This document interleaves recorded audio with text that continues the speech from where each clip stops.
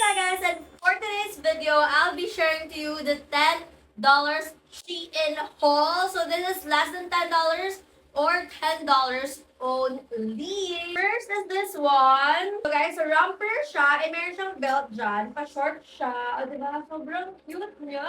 Next guys, is this one. Every time na sinusuot ko to, ang dami nagko-compliment. Sobrang ganda nito. And ang ganda din ng quality niya. So, kumuha pa ako ng isa. Then, ito naman yung isa, black and white. Sobrang ganda ng quality nito, girl. Sobrang uso nito. Ayan, ang ating bubble skirt. Kumuha din ako ng color black. And lalagay ko na lang yung picture here. Next is this one. Itong mga in-order ko, guys, is very tita-friendly. Pwede nyo siyang masuot anytime. O pwede nyo siyang i-mix and match. Puro timeless piece lang yung pinipili natin para madali siyang bagayan. Next, itong top na to, tatlo to, isang light color. Meron din itong brown and itong color black. Parang nasa labahan siya. Pero ilalagay ko na lang yung picture niya dito. Next naman, if you know me, mahilig talaga ako sa mga co-ords, sa mga sets, sa mga ganito. Ayan. This is a loungewear naman na pwede nyo gamitin for airport outfits. Ayan. O, diba? And ito naman yung partner niya. Girl, ang ganda ng fitting nito sa akin as in. Sabi ko nga sa inyo, puro neutral colors yung kinukuha ko. Ito siya, maxi siya, and sobrang ganda nito. Ang lakas na makasyala.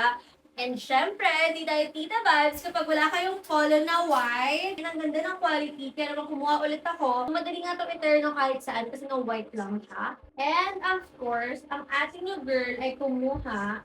Ito ako na ganito, color blue naman siya. And sobrang ganda nyo. Ito yung mga outfit na parang talagang Pilipina, very feminine ang atake. Kasi alam niyo naman, girl, na talaga ako pinaka-style, as in freestyle ang atake natin, girl. Kahit streetwear, parang feminine ang atake. Kaya pag mag-check out ako, halo-halo talaga. But this haul, talagang make sure ko na parang very talagang Pilipinang atake natin. So, next is this one. Itong ganda ng shorts na to.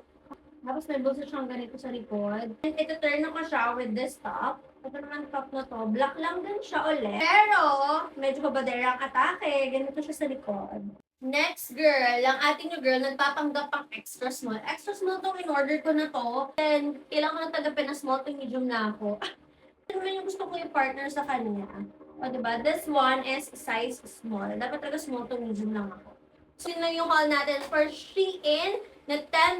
You can use my code here para magkaroon ka ng mga discounts. And para ma-check out nyo rin yung mga pinakita ko sa inyo.